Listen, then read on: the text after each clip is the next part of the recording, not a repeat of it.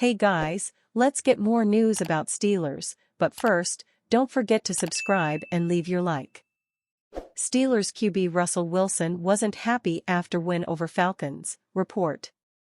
If the Pittsburgh Steelers didn't already have a quarterback controversy with Russell Wilson and Justin Fields, they might now. Not necessarily because of Fields' performance against the Atlanta Falcons in Wilson's Week 1 absence, but because of Wilson's reaction to Pittsburgh's victory. Steelers insider Mark Kaboly said September 9 on The Pat McAfee Show on September 9 that Wilson wasn't the most jubilant teammate after the Steelers knocked off the Falcons 18-10. In the locker room, he didn't look like a happy-go-lucky type of individual, Kaboly, who covers the Steelers for the show, said.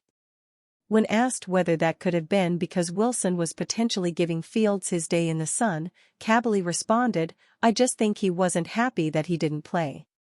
The Steelers ruled out Wilson because of a calf injury. The 35-year-old signal caller said he tweaked his calf on July 26 while pushing a sled during the conditioning test to open training camp. Wilson returned to the practice field and appeared in the team's preseason finale. Steelers head coach Mike Tomlin then named him the team's starting quarterback on August 28. But Wilson became a limited participant at practice due to his calf beginning on September 5. The team officially ruled him out for Week 1 hours before kickoff.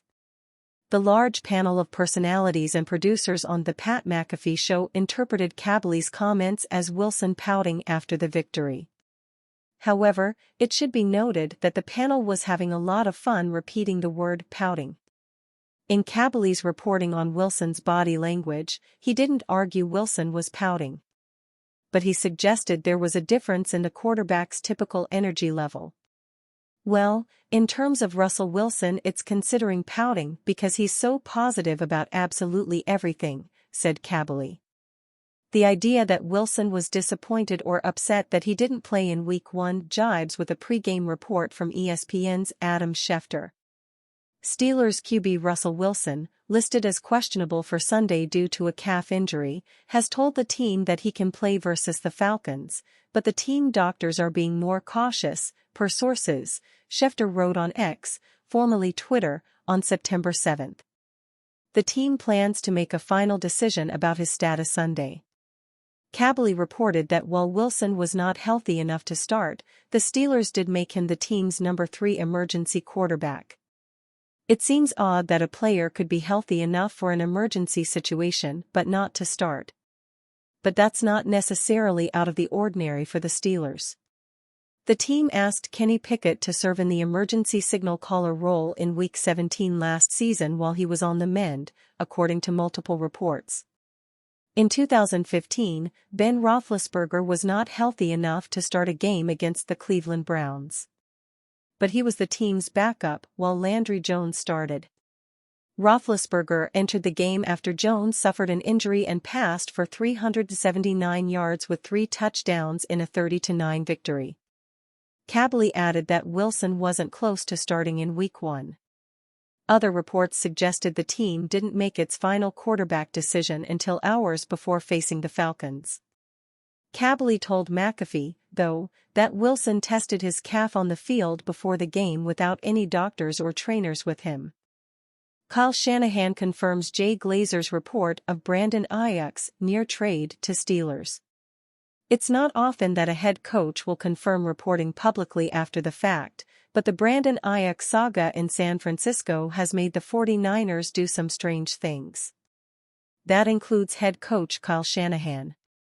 Following the 49ers' 32-19 win over the New York Jets on Monday Night Football, Shanahan confirmed to reporters the Sunday morning report from Fox NFL insider Jay Glazer that the 49ers nearly traded Aiyuk to the Pittsburgh Steelers before ultimately hammering out Aiyuk's 4-year, $120 million deal with $76 million guaranteed. "It was that I wanted to make sure he wasn't traded already," Shanahan said of the Aiyuk situation, according to video of his post-game comments from the 49ers YouTube page. "But no, that's how I kind of reported to you guys throughout the whole time. You guys would ask me stuff about it, and I say, anything could happen. There were reports that we almost traded with some teams, and then we didn't. Some were true, some weren't, but all options were open. Throughout the process, the Steelers were considered one of the favorite landing spots for the standout receiver. NFL Network insiders Ian Rappaport and Mike Garafolo had reported throughout the height of the Aiyuk saga that the Steelers had a deal in place with the 49ers to land the talented wide receiver and that the expected outcome was at one point that Aiyuk would be traded to the Steelers. That nearly happened, according to Glazer. During the Fox NFL Kickoff show Sunday, Glazer reported that the 49ers were on the phone with the Steelers finalizing a trade of Aiyuk to Pittsburgh before Shanahan intervened. According to Glazer, he ran upstairs to put the trade on hold after Aiyuk came into his office and said he wanted to be in San Francisco and wanted to get the deal done. The day it actually got done, the 49ers were trading him to the Pittsburgh Steelers, Glazer said. He was already en route there, and then all of a sudden, Brandon Aiyuk happened to show up early to the facility that day. Went downstairs, tried to meet with Kyle Shanahan, tried to get in touch with the front office, but they couldn't take his call because they were trying to get a trade done with the Pittsburgh Steelers.